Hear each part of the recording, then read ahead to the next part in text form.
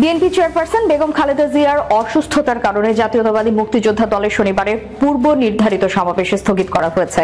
বৃহস্পতিবার গুলশানে বিএনপি চেয়ারপারসনের রাজনৈতিক কার্যালয়ে এক সংবাদ সম্মেলনে দলের মহাসচিব মির্জা ফখরুল ইসলাম আলমগীর এই তথ্য জানান।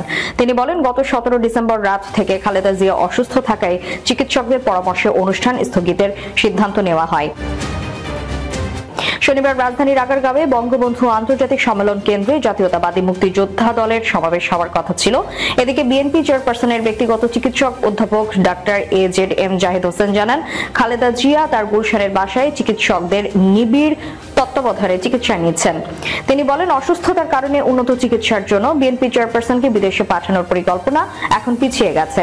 উন্নত চিকিৎসার জন্য চলতি মাসের শেষের দিকে লন্ডন ও পরে যুক্তরাষ্ট্রে যাওয়ার কথা ছিল খালেদা জিয়ার। একই সঙ্গে সৌদি আরবে তার পবিত্র ওমরাহ পালনেরও কথা ছিল।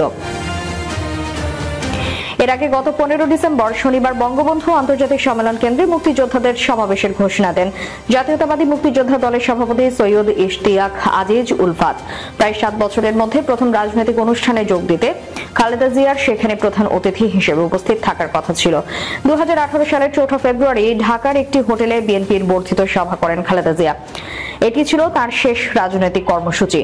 এর ঠিক 3 দিন পর 8 ফেব্রুয়ারি দুর্নীতি দমন কমিশনের দায়ের করা মামলায় তাকে কারাদণ্ড দেওয়া হয়।